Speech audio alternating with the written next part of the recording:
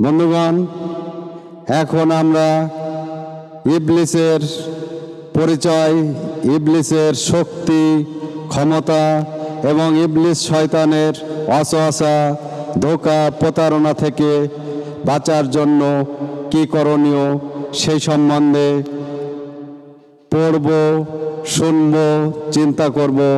দ্বিতীয় পর্ব।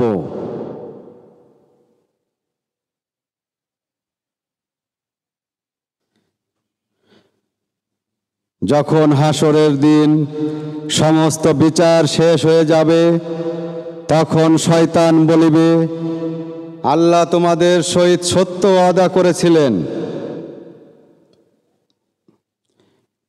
এবং আমিও কিছু ওয়াদা করেছিলাম, কিন্তু আমি তোমাদের সহিত ওয়াদা খেলাপ করেছিলাম, আর তোমাদের উপর আমার কোনো আধিপত্য ছিল না, শুধু এইটুকু যে আমি তোমাদেরকে ডাকিয়াছিলাম। তখন তোমরা আমার কথা মেনে নিয়েছিলে। অতএব তোমরা আমার উপর দোষ চাপায়ও না, বরং দোষ নিজেদের উপর আরোপ করো। আমি তোমাদের না সাহায্যকারী হইতে পারি, আর না তোমরা আমার সহায় হইতে পারো। আমি নিজেও তোমাদের এই কাজে অসন্তুষ্ট যে তোমরা ইতিপূর্বে আমাকে আল্লাহর শরীক সাব্যস্ত করিতে। নিশ্চয়ই জালিমদের জন্য যন্ত্রণাময় শাস্তি রয়েছে।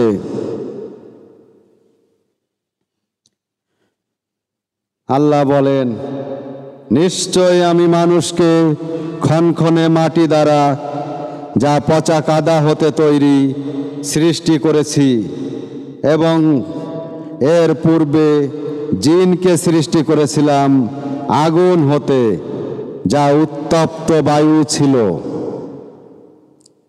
ইবলিস বলিল, হে রব, তবে আমাকে অবকাশ দাও কিয়ামত পর্যন্ত। আদেশ হইল, তোমাকে অবকাশ দেওয়া গেল নির্দিষ্ট সময় পর্যন্ত।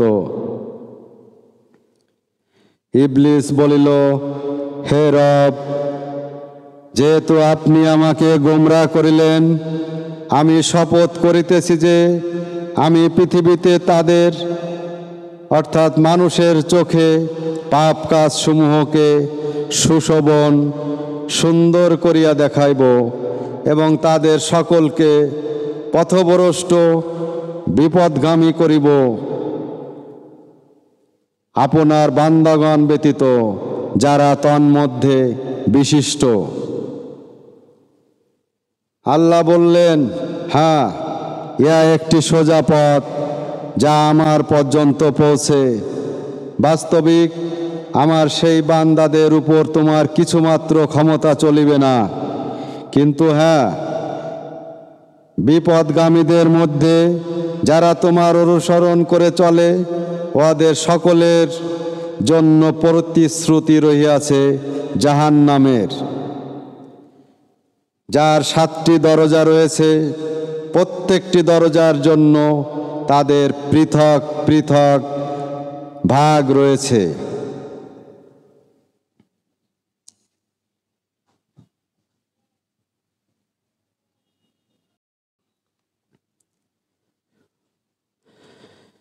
শয়তান মানুষদের মধ্যে ফ্যাসাদ, গণ্ডগোল সৃষ্টি করে। বস্তুত শয়তান মানুষের প্রকাশ্য শত্রু। ইবলিস বলিল, আচ্ছা বলুন, এই ব্যক্তি আদম, যাকে আমার উপর শ্রেষ্ঠত্ব দান করলেন, আপনি যদি আমাকে কিয়ামত দিবস পর্যন্ত অবকাশ দেন, তবে আমি তার সমস্ত বংশধরকে আমার বশে আনিয়া লইব, সামান্য কয়েকজন ব্যতীত। আল্লাহ বলিলেন, যাও, তাদের মধ্যে যারা তোমার সঙ্গী হইবে, তবে নিশ্চয়ই জাহান্নামে তোমাদের সকলের শাস্তি, পূর্ণ শাস্তি হইবে। আর তাদের মধ্যে যাদের উপর তোমার ক্ষমতা চলে, তুমি তোমার চিৎকার দ্বারা তাদের পদস্খলন করিয়া দিও এবং তাদের উপর তোমার অশ্বারোহী ও পদাতিক লইয়া আক্রমণ করিও এবং তাদের বিষয় সম্পত্তি ও সন্তান সন্ততিতে নিজের ভাগ বসায়া লইও, আর তাদেরকে প্রতিশ্রুতি দিও। শয়তান মানুষকে কেবলমাত্র মিথ্যা প্রতিশ্রুতি দিয়ে থাকে।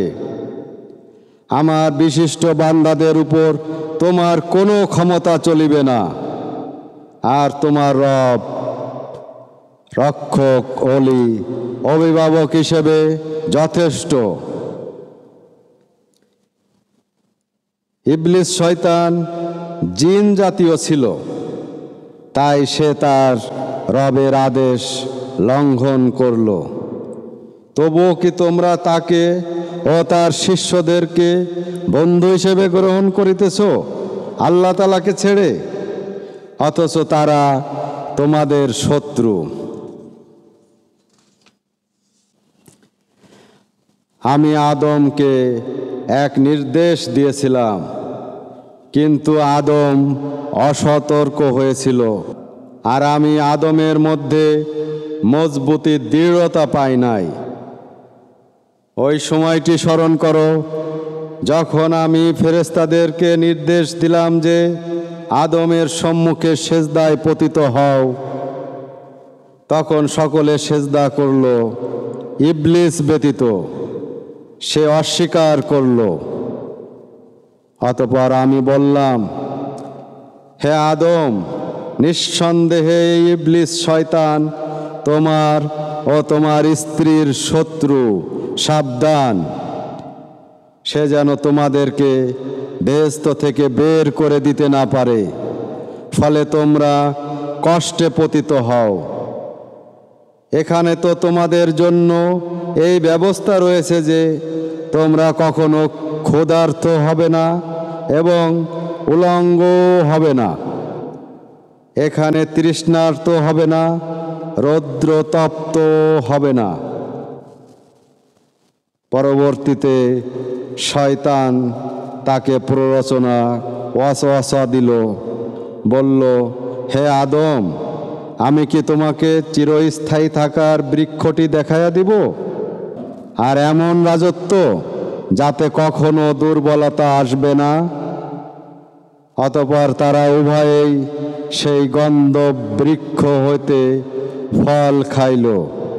ফলে উভয়ের গোপনাঙ্গ উভয়ের সম্মুখে খুলিয়া গেল এবং তারা নিজেদের দেহের উপর বেহেশতের গাছের পাতা জড়াতে লাগল। আদম রবের আদেশ লঙ্ঘন করল এবং বিভ্রান্ত হয়ে পড়ল। আমি কি তোমাদেরকে বলিয়া দিব যে শয়তানের দল কার প্রতি অবতীর্ণ হয়? এমন সব লোকের নিকট অবতীর্ণ হয় যারা অতিশয় মিথ্যাবাদী, পাপাচারী, যারা শয়তানের প্রতি কান পাতিয়ে রাখে এবং অত্যাধিক মিথ্যা কথা বলে। বাস্তবিকই ইবলিস নিজের ধারণাকে মানুষের সম্বন্ধে সঠিক পেয়েছে, কেননা লোকেরা সকলেই তার পথ অবলম্বন করছে, শুধুমাত্র ঈমানদারদের দল ব্যতীত।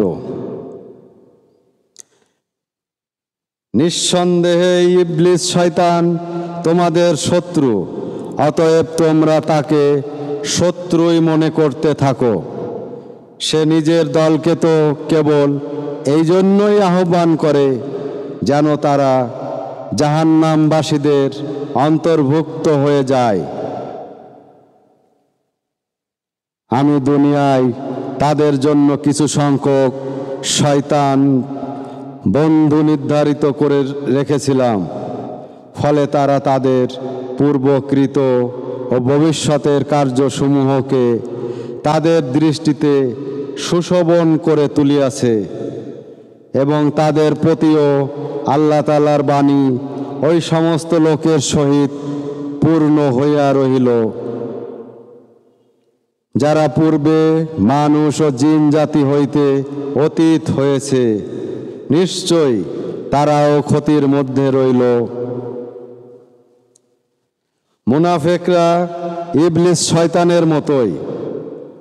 শয়তান মানুষকে বলে কাফের হয়ে যাও। যখন সে কাফের হয়ে যায় তখন শয়তান বলে যে তোমার সাথে আমার কোনো সম্পর্ক নাই, আমি তো সারা বিশ্বের মালিক আল্লাহ তাআলাকে ভয় করি। উভয়েরই পরিণাম একই, উভয়েই জাহান্নামে যাবে, সেখানে তারা অনন্তকাল থাকবে, আর ইহাই পাপীদের শাস্তি।